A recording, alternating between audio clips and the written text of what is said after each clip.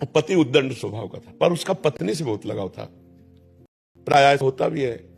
तो पत्नी से उसने कहा कि मैं तुम्हें कभी छोड़ू नहीं, तुम हमें कभी ना छोड़ो।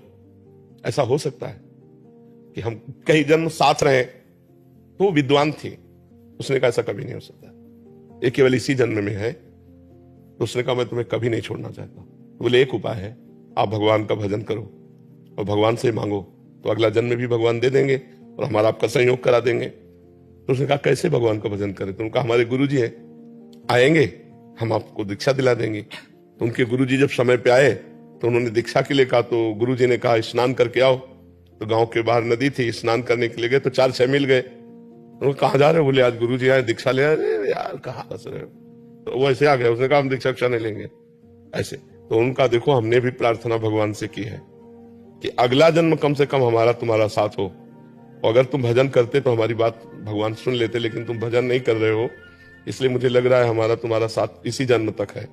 उसने कोई ध्यान नहीं दिया। अब पत्नी थी तो ज्यादा, दोनों का जब शरीर छूटा तो पति के राग के कारण उसकी मुक्ति नहीं हुई और एक राजा की राजकुमारी बनी हो, पति के राग के कारण।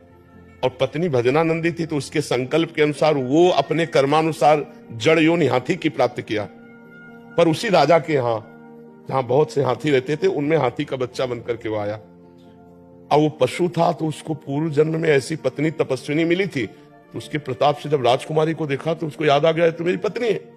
अब मिले कैसे, बतावे कैसे? तो दूर से वो जैसे कभी राजकुमारी हाथियों को देखने के जाती वो चिल्लाता, नहीं अब नजदीक जाने नहीं दे सकते, राजकुमारी का अलग हाथी का अलग।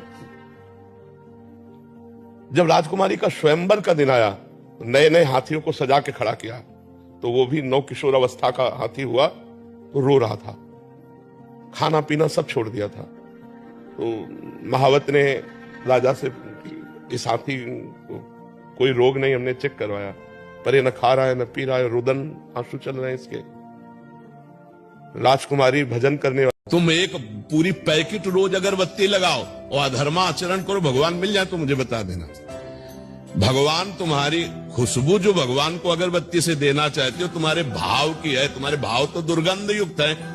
तो बाहरी खुशबू सच्चिदानंद भगवान के श्री अंग की गंध के आगे दुर्गंध है।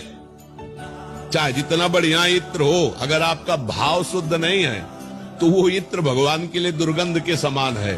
और आपका भाव है बढ़िया, हम भगवान की आज्ञा से चलते, धर्म में चलते, आप आरती नहीं करते हो, आप अगरबत्ती नहीं लगा